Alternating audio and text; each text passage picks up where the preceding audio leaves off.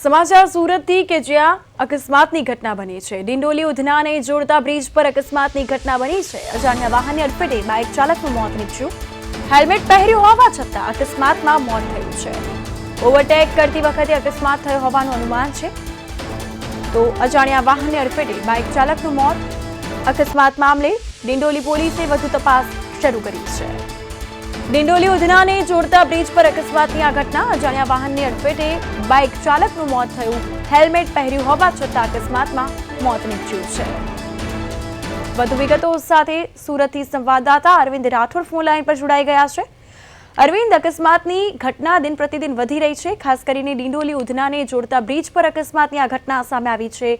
અજાણ્યા વાહનની અડફેટે બાઇક ચાલકે હેલ્મેટ પહેર્યું હોવા છતાં મોત નીપજ્યું। શું અપડેટ્સ? કૃપા, બિલકુલ સુરત શહેરમાં જે રીતે અકસ્માતની ઘટના છે તે ફરી એકવાર સર્જાય છે અને ઉધના ડિંડોલીને જોડતા બ્રિજ ઉપરની આ ઘટના હતી, જેમાં અજાણ્યા વાહનની અડફેટે આવી જતા બાઇક ચાલકનું ઘટના સ્થળે કમકમાટી ભર્યું કરુણ મોત નીપજ્યું છે। પરંતુ મહત્વનું છે કે હેલ્મેટ પહેર્યું હોવા છતાં પણ અકસ્માતમાં મોત નીપજ્યું। એટલે આ રીતની પ્રથમ દ્રષ્ટિએ ઓવરટેકની કરતી વખતે અકસ્માત થયાનું અનુમાન છે, પરંતુ હાલ અકસ્માતનો ગુનો નોંધીને પોલીસે તપાસ આરંભી દીધી છે।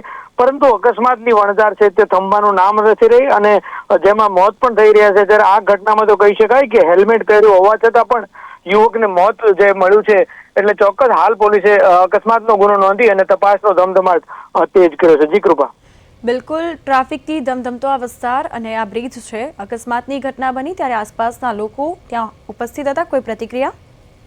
ચોક્કસ, જે પ્રકારે અકસ્માતની ઘટનાની સાથે જ લોકોના ટોળા એકત્રિત થઈ ગયા હતા અને યુવક કોણ છે કે અથવા તો પ્રથમ દ્રષ્ટિએ તેમને સારવાર માટે લઈ જવા માટે ખસેડવામાં આવે એટલે લોકો સ્વાભાવિક છે અકસ્માતની ઘટનાઓ એટલે માનવતા રાખીને આવી ગયા। પરંતુ જે રીતે અકસ્માત એટલો બધો ખતરનાક હતો કે ઘટના સ્થળે જ કમકમાટી ભર્યું મોત કરુણ નીપજ્યું હતું અને હાલ પોલીસે પીએમ ખાતે બોડી મોકલી અને અકસ્માતનો ગુનો નોંધી અને તપાસનો તેજ કરી છે। જી બિલકુલ અરવિંદ, માહિતી બદલ આભાર।